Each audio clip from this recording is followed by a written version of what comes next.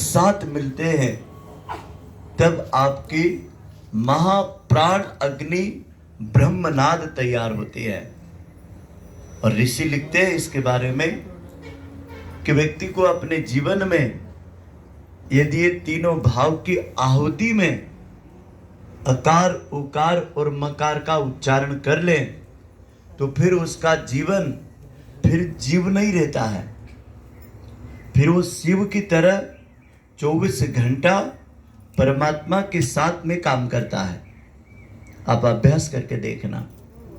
जीव वो होते हैं जो स्त्री और पुरुष के भाव में करते हैं, लेकिन शिव वो होते हैं जो त्रिगुणात्मक प्राण में काम करते हैं, अकार, उकार और मकार। इन तीनों नाड़ियों को पूज्य कामधेनु गौ माता अपनी रीढ़ की हड्डी में सृष्टि पिता ब्रह्मा की तरह, सृष्टि के पालन पोषण करने वाले विष्णु की तरह और सृष्टि के सृजन, कल्याण और नेतृत्व करने वाले महादेव की तरह अपने अंदर धारण करती है।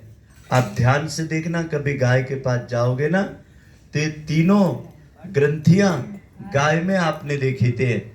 तो तीनों ग्रंथियां, जिसको गौ पुराण ग्रंथ में भी हमने पूरा सचित्र आपको समझाया है।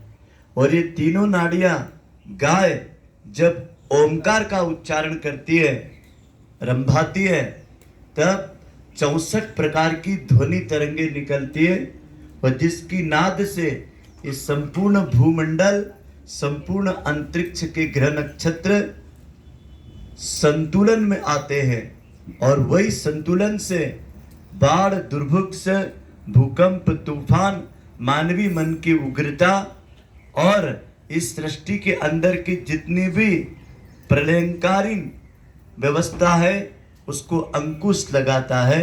इसीलिए भगवान शिव हाथ में त्रिशूल धारण करते हैं, इसीलिए यज्ञ कुंड की 3 मेखलाएं, इसीलिए आपकी प्राण लेने की भी नाड़ियां 3 है। तो जो चंद्र नाड़ी है ये आपके शरीर के अंदर शब्द, मन की शक्ति को लाता है। और ये जो सूर्य नाड़ी है ये सूर्य की प्राण अग्नि को लाता है। और जो सुषुम्ना नाड़ी है ये ब्रह्मांड की ओम अग्नि को लाता है। तो ये तीनों प्राण अग्नि ओमकार से जागृत होती है। बायां हाथ नीचे, दायां हाथ ऊपर, अनाहत चक्र के पास में रखेंगे।